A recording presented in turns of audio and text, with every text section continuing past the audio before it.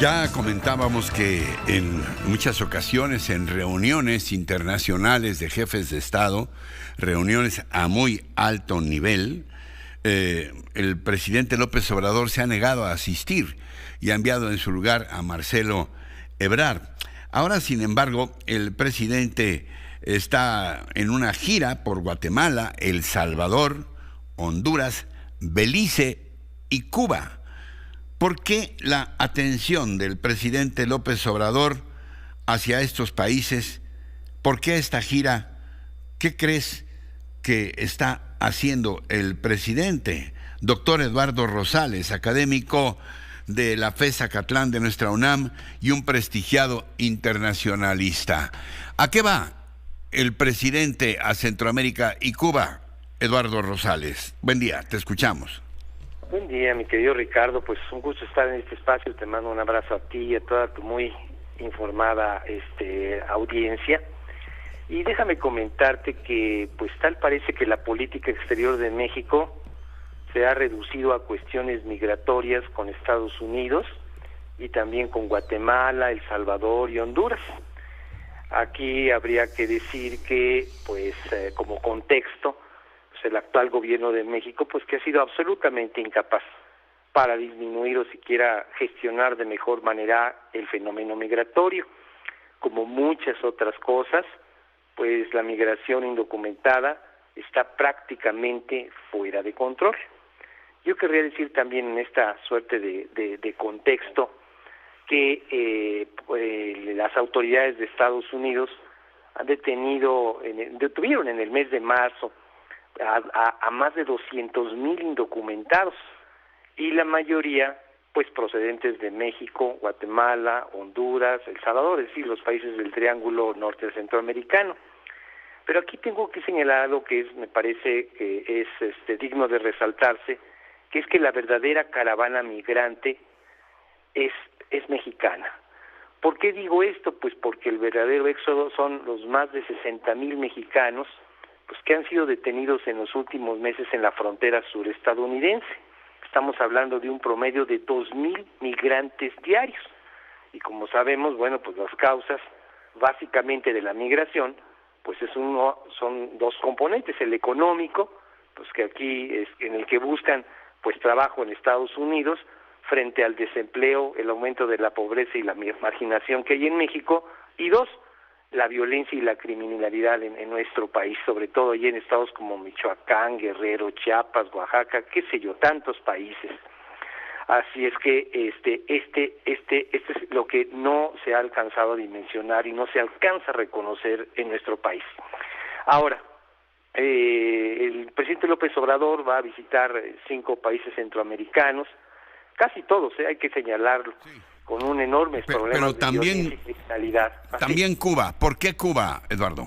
Bueno, mira, el caso de Cuba es a mí me llama la atención algo que dijo incluso Joanny Sánchez, lo rescato, esta podríamos decir opositora al régimen cubano, que dice que López Obrador le va a dar un soplo, ¿sí?, de vitalidad y de oxígeno económico a la dictadura cubana.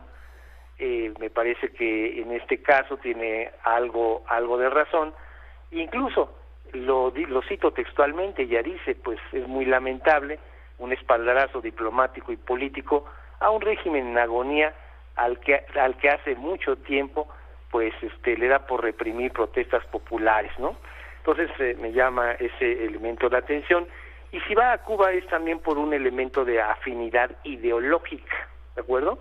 Pero también hay que señalar que pues ya México francamente perdió protagonismo y liderazgo e interlocución allá con Cuba desde principios de siglo. Me parece aquí que México no es ni con mucho el principal aliado de Cuba, lo es Venezuela. México ya no tiene peso alguno, ¿no? Ni en Cuba y muy disminuido en América Latina y también en Centroamérica.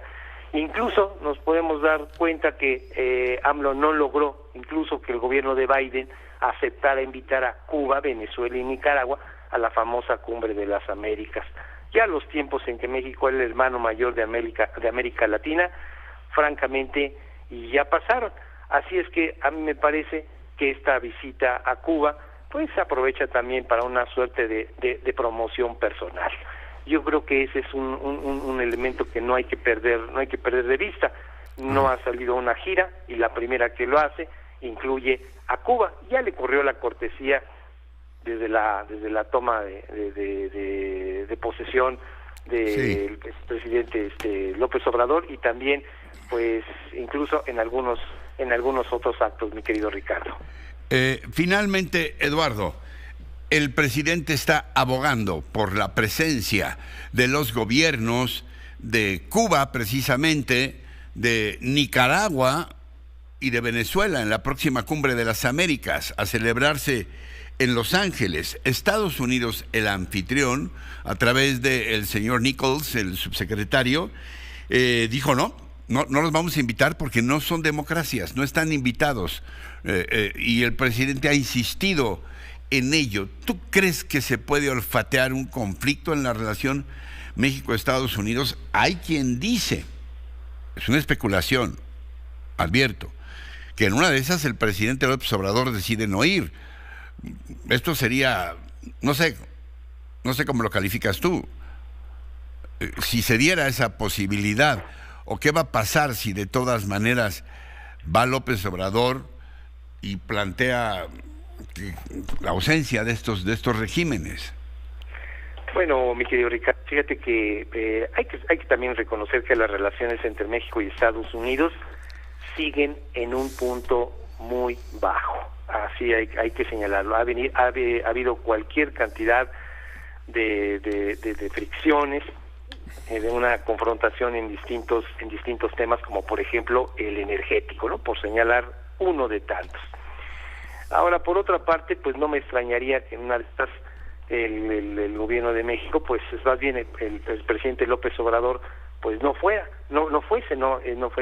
a la Cumbre de las Américas, algo que me parecería un acto de absoluta descortesía. Me parece que hasta es un acto grosero el hecho de que no asista. Y yo creo que aquí no está dimensionando que México es una economía subordinada e independiente de Estados Unidos, que además nosotros recibimos por parte de Estados Unidos, pues es el mayor ingreso, por ejemplo, en términos de turistas estadounidenses, que México, por ejemplo, el principal destino de muchos de los productos agroindustriales, pues es precisamente Estados Unidos, como la cuestión de productos agrícolas como el aguacate, ¿no? Por decirlo de alguna manera, que es nuestro principal abastecedor de gas, que es el principal destino prácticamente el 80% de nuestro comercio va hacia allá. En fin, es tensar innecesariamente las relaciones, es de poner, más bien México es el que está poniendo un muro en las relaciones con Estados Unidos.